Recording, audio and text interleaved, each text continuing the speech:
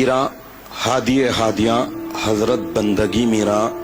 سید عبدالحی روشن منور رضی اللہ تعالی عنہ،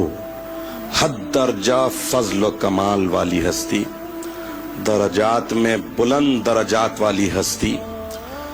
امامنا حضور مہدی موعود علیہ الصلوۃ والتسلیم کے مبشر، اور ایسے صحابی ہیں جو کم عمری میں ہی، یعنی قوم مہدویہ کی انتہائی کم عمری میں منفرد واحد ہستی ہے جو سیدنا روشن منور رضی اللہ تعالیٰ عنہ امامنا مہدی موعود علیہ السلام سے راست تربیت ہوئی ہے۔ ذکر خفی کا دم خاص راست طور پر مہدی علیہ السلام نے اس کم عمر ترین اپنے پوترے بندگی میرا سیدنا روشن منور رضی اللہ تعالیٰ عنہ کو عطا فرمائی تھی۔ حاضرین محترم، اللہ کو دیکھنے اور دکھانے والی یہ عظیم المرتبت ہستی انکساری اور بے نفسی میں کس درجہ کمال رکھتی تھی، اس کے لیے ایک واقعہ آپ کے سامنے رکھتا چلوں جو قیامت تک تمام مہدویوں کے لیے بہترین مثال ہے، اعلیٰ ترین مثال ہے، اور خاص طور پر مرشدی کے منصب پر فائز ہونے والے خاص افراد کے لیے اس واقعے میں بہت ہی نصیحت اور عبرت ہے۔ بندگی میرا سیدنا روشن منور رضی اللہ تعالیٰ عنہ زندگی میں ایک ایسا موڑ آتا ہے آپ کی کہ آپ اللہ کے خوف سے، خشیت الہی سے مرشدی کو ترک کر دیتے ہیں۔ غور طلب بات ہے کہ وہ ہستی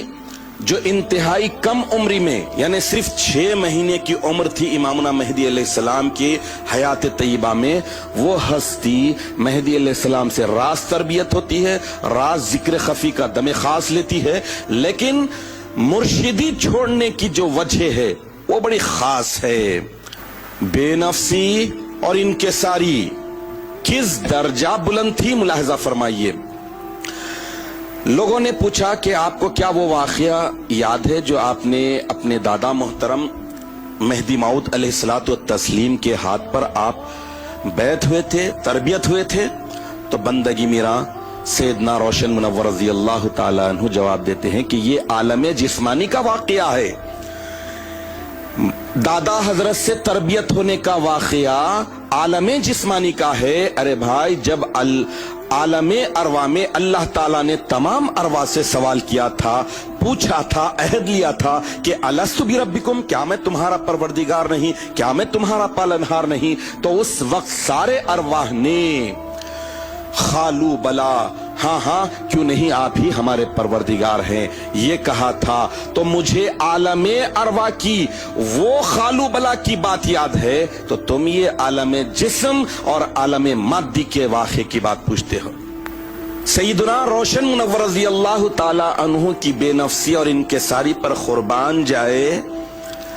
آپ نے مرشدی کو ترک کر دیا، اور مرشدی کو چھوڑ دینے اور ترک کرنے کی وجہ جو بتا رہے ہیں، وہ جو وجہ بیان فرما رہے ہیں، ریزن جو فرما رہے ہیں، وہ بڑی خاص ہے، قیامت تک آنے والے مرشدی کے منصب پر ذمہ دار لوگوں کے لیے تو آنکھیں کھول دینے والی ہے۔ آپ فرماتے ہیں کہ مرشدی وہ کرے جو میرا سید محمود جیسا ہو، یعنی آقا سیدنا ثانی مہدی رضی اللہ تعالی عنہ جیسا مرشد ہو تو ویسا کرے۔ اللہ اکبر! یہ بے نفسی، یہ انکساری، اللہ کو دیکھنے اور دکھانے والی عظیم ہستی کا یہ حال ہے، تو سوچئے کہ آپ کو اور ہم کو یقیناً حضرت کے نقش قدم پر چلتے ہوئے، حضرت کی تعلیمات کو اختیار کرتے ہوئے، سیدنا روشن منور رضی اللہ تعالیٰ عنہ کی بے نفسی کو اختیار کرتے ہوئے اپنے اندر بھی انکساری، بے نفسی، عاجزی اختیار کرنا چاہیے۔ پھر کچھ عرصہ گزرا، عاجزی اور انکساری سے بھرپور یہ ہستی کو خود والد بزرگوار آقا سیدنا ثانی مہدی رضی اللہ تعالی عنہ کی روح پاک خواب میں آ کر حکم دیتی ہے کہ میرے لخت جگر، میرے شہزادے، تم نے بے نفسی میں ایسا کمال کر دیا، لہذا تم مرشدی کے لائق ہو، مرشدی کے اعلیٰ ترین منصب پر فائز ہو، لہذا مرشدی کو مت چھوڑو اور مرشدی جاری رکھو۔ تو چنانچہ سیدنا روشن منور رضی اللہ تعالیٰ عنہ والد بزرگوار کے حکم کی تعمیل میں پھر سے مرشدی کیے۔ تو اندازہ لگائیے کہ اللہ کو دیکھنے اور دکھانے والی ہستی کے تقوی کا، ان کی بے نفسی کا یہ عالم ہے۔ اللہ اکبر، اللہ اکبر۔